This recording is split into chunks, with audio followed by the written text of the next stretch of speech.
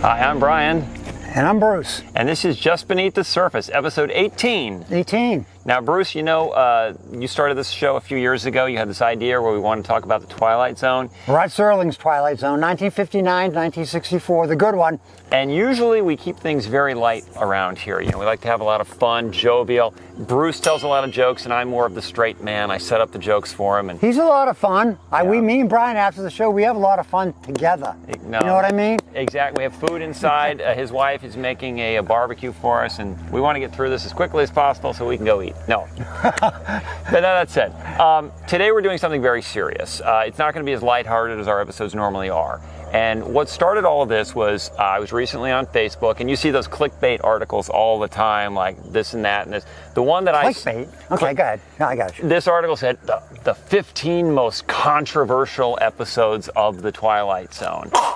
And I started reading through this, and I said, I got to send this to Bruce. We've got to address this in our next episode. And I jumped on it like I would jump on Ted Allen from Chopped. If I watch that show, I know what he's talking about. But I hope you folks at home do. Okay, the lead singer for Tears for Fears. How's that? Even better. Okay. So we looked at this list, and we had a couple of our own as well, and we're going to talk just about 3 of those today. And we're going to start off with one that didn't even make the list, much to my surprise. It did. Well, it didn't make. There's different lists out there. Like there's 5 or 6 different lists of controversial, hot to watch today, and stuff. But this did make a couple of the lists. Yeah, it's the one and only episode that was ever banned from television. Wow. For 50 years, you couldn't see this thing, and it's called The Encounter. Yes. And it's from the Twilight Zone's 5th and final season. It's actually one of the final episodes. And Bruce, kick us off. What is the plot of The Encounter, and why was it banned for 50 years? Let me read it first. Okay. No, okay, yeah, 1964. But it has the guy up in the attic. He's a World War II veteran Marine. Neville Brand. Neville Brand, a very good actor, by the way, which you may know, probably don't, but who knows. And he's doing, and then he gets a knock on the thing, and it's George Takei, which you may know from Star Trek. Oh my! That was pretty good. Do that again. Oh my! Okay, there you go. Thank you. And he's playing Arthur Takamuchi or something like that, and he's coming to do some gardening or do some stuff. Now, when I initially saw this episode for the first time, I thought it had been banned because Takei is such a bad actor.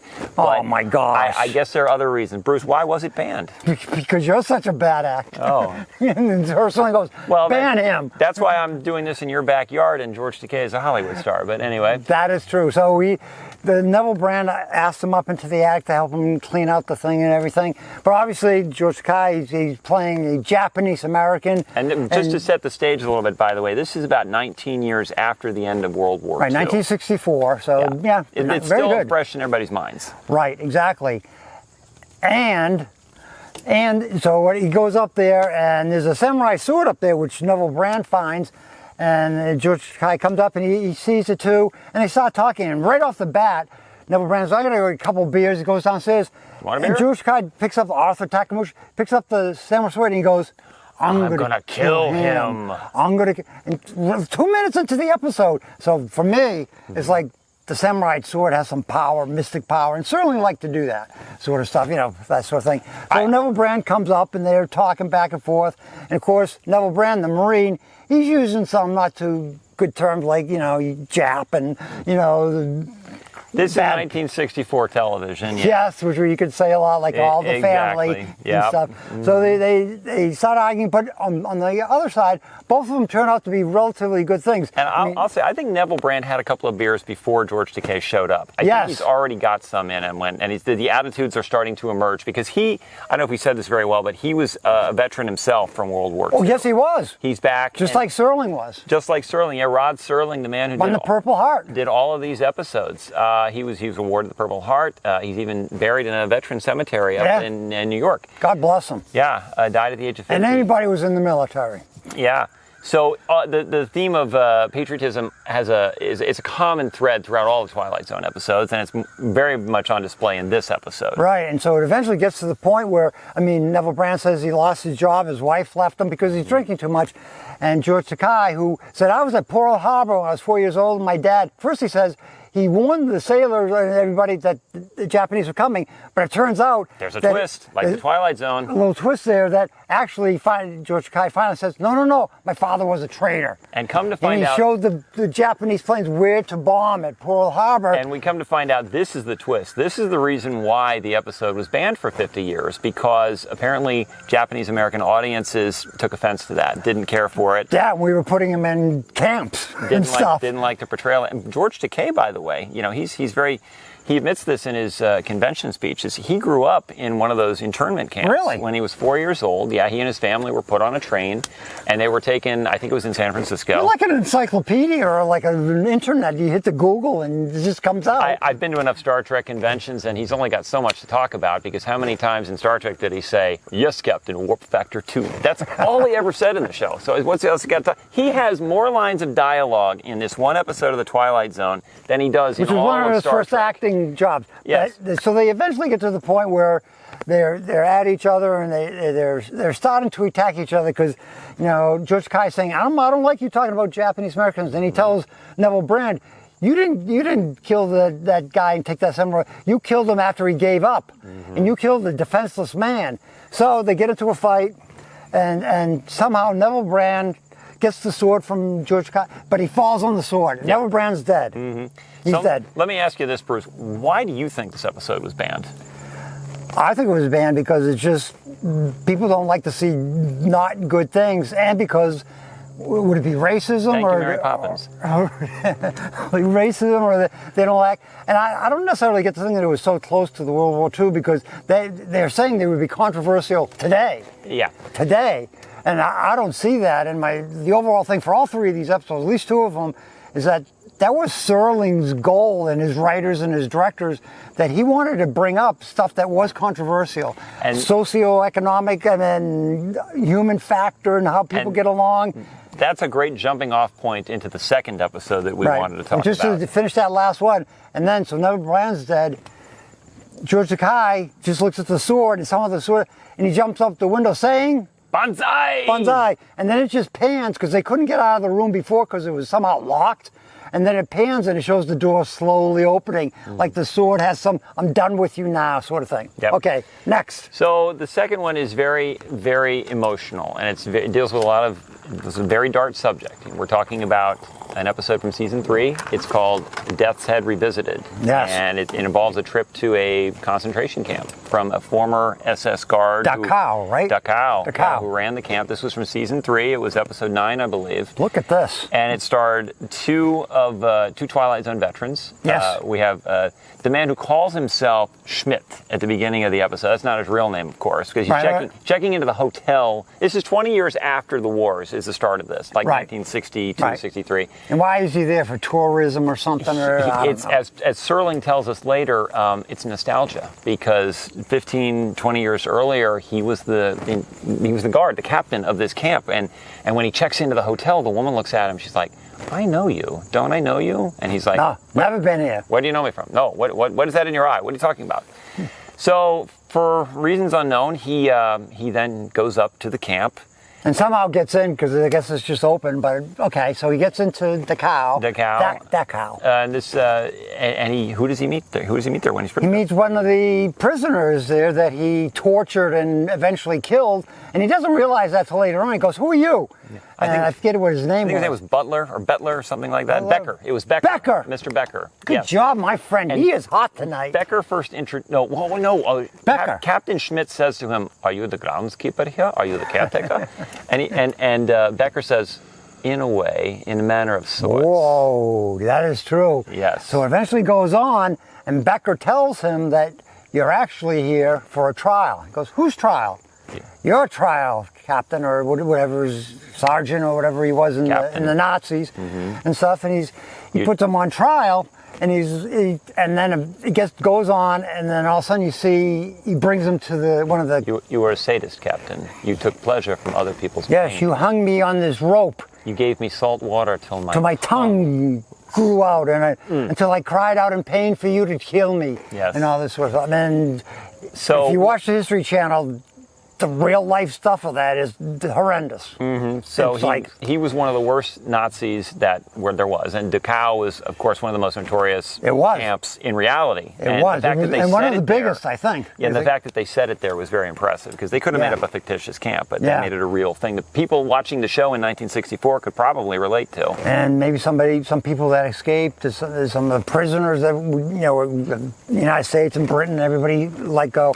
So they have a trial, and there's all these other You start seeing all prisoners these other apparitions. that he and they're all sees wearing the garb, by the way, the garb from back then, and they're emaciated, look a little like this. I'm just No. and they go through the trial, and then Becker? Schmidt is Schmidt. getting really upset. He goes, "I want out of here! I want out of here!" And quick sidebar, if Schmidt looks familiar, it's because he's from another episode called The Rip Van Winkle Caper, in which he played the gold thief. That's who right. Put himself in hibernation for 100 years. That's right. Yes, And Mr. Farnsworth. He was the second. No, he was the last guy left, wasn't he? There were two people left in the end of the episode. He's one, I'll give you a gold bar for a drink For of water. one little sip. Yes. But wasn't he the last guy left? No, he was the last one left. He murdered. And then they find out the Goldsworth squat. Yes. 100 years from now. But And Becker was also previously in an episode called The Trade-Ins, which we Right. discussed in a previous episode. and I said, no way. Yep.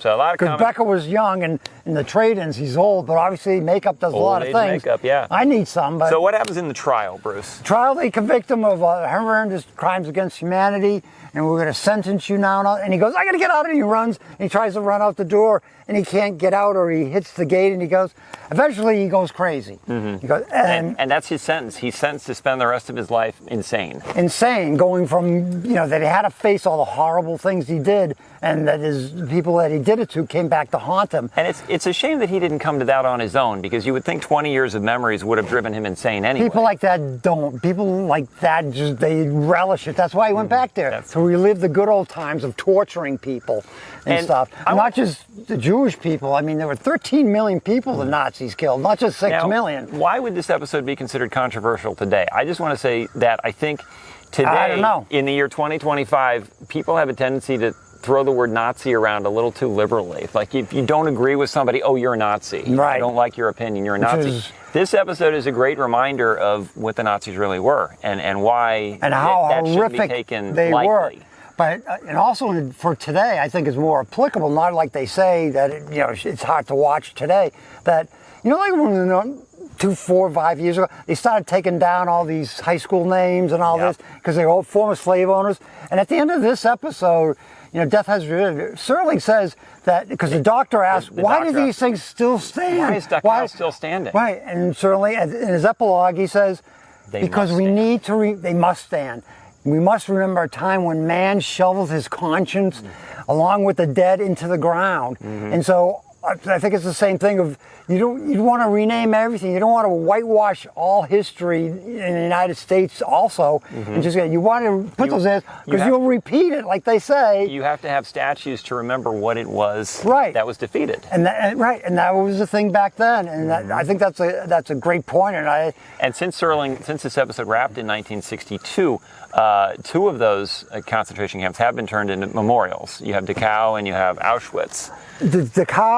Dachau, Auschwitz, and Buchenwald. Some of them have been lost. No, Buchenwald. Some of them have been lost to time. But, I think there's 3 left. But Serling's words were kind of prophetic in that they are still memorials, and they've been turned into places where you can go and remember. Right, and I think that's important. And I think it's also important for other statues around here that were, whether they're slave owners or bad people and all that. That, I'm not going to put up a statue for Hitler, but... So I think it's bad to whitewash everything that was bad.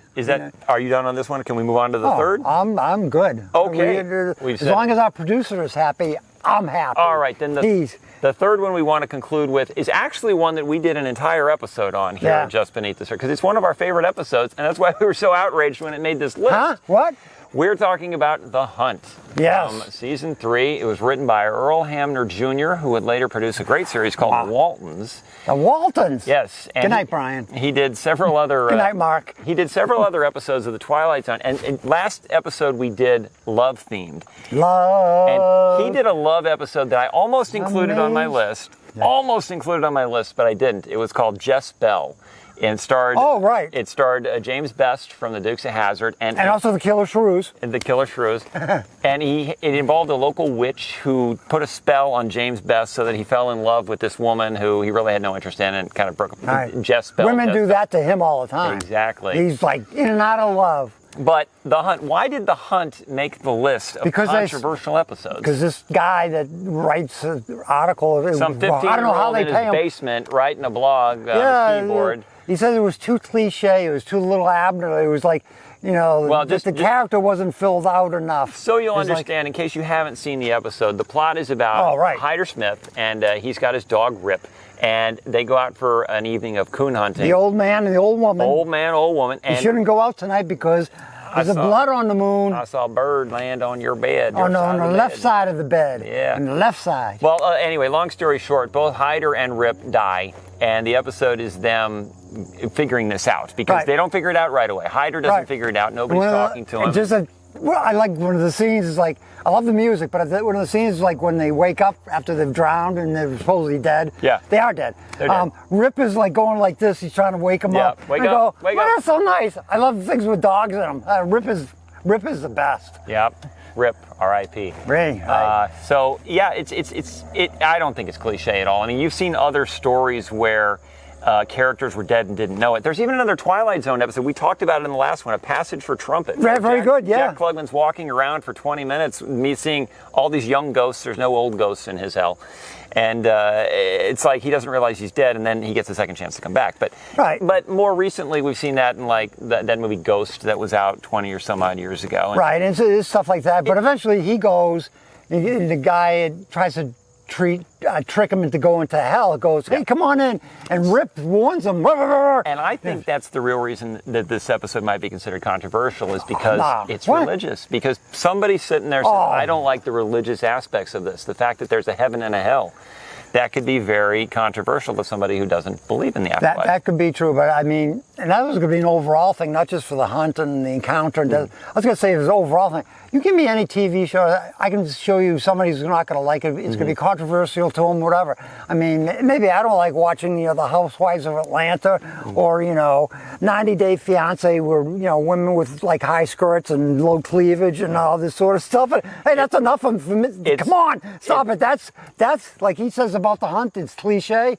That's cliche. So watching one of those shows where it's always the painted ladies, it's like they're tearing each other's hair out. But it's very obvious from Olive Serling. I'm like Beavis. No, is it butter? Yeah, Beavis. It's very obvious from Olive Serling's writings, not just this episode, but in the previous ones, that he was a man of faith. He writes God. Even in the last one, in Death's Head Revisited, he talks. His closing epilogue is, it's not just something that people in the Twilight Zone should know, but anyone who walks God's earth. Right.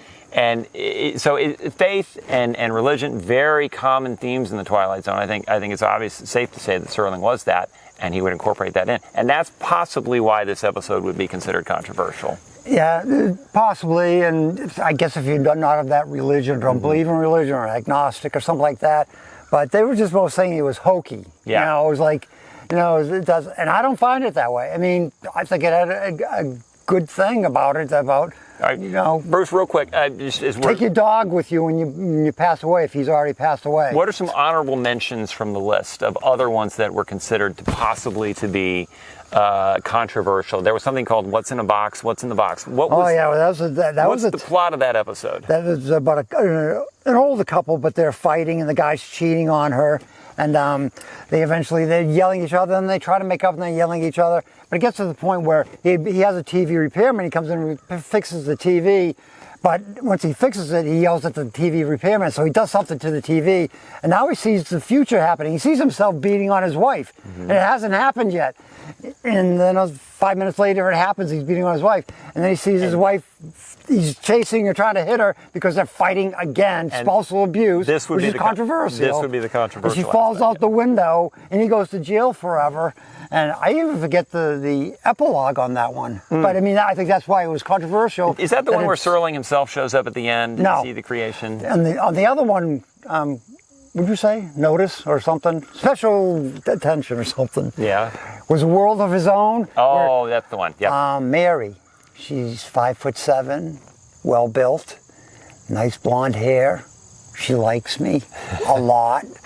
She doesn't yell at me, you know, and he talks into the tape recorder, and he can make a woman. That's right. And he can make a woman, and he does that. And obviously, and the criticism they had on this one was like, well, there's the internet now, and everybody's an author, and everybody can write things. And they're like, I mean, so they don't write books anymore? They write books. I just saw a commercial about send you a thing to this for publish.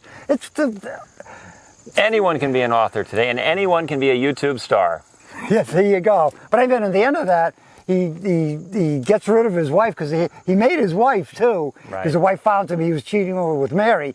But this is the one episode where Rod Serling shows up at the end. Hey, that's right. And he goes, does, yep. this is a TV show, or but we know something like this really can't happen. And the guy, the star, goes, Rod, you shouldn't say anything like that. He goes over to the envelope, he picks out a thing that says, Rod Serling, and he throws it in the fire. And what does Serling say? Something like, oops, or I shouldn't have said that, and he disappears. Right. And well, I think that's a good way to end this episode of Just Beneath the Surface. Yeah, we squeezed 2 more in. Yep. Do you have any closing thoughts before we go? For all the people who say they were too controversial, they were too hard to watch today, and then Serling and his writers and directors have made their point. And I'll add one last thing. Years ago, I used to record this show. Sci-Fi Channel would run it at like 3 in the morning, and I would record it. The New Year's marathon? No, I'm just talking about like once a week they would do it. Like back when I had VHS, VCR.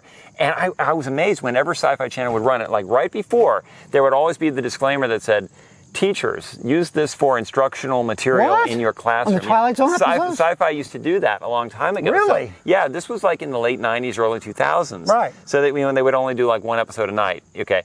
So obviously... That's exactly what our show is about. Showing that all of them are really applicable today if you just watch them. Exactly. Like totally you should watch them. Get not just to scare you or for the twist. So anyway, we are losing the sun, so I think we're going to go ahead and wrap up this episode. Losing it, we're getting it. Here's my suntan lotion. Yep. Give me a beer. So we're going to wrap this up. This was episode 18. We hope you enjoyed this one, although it was a little more serious than some of our other episodes. Yeah. But have any comments? Let us know.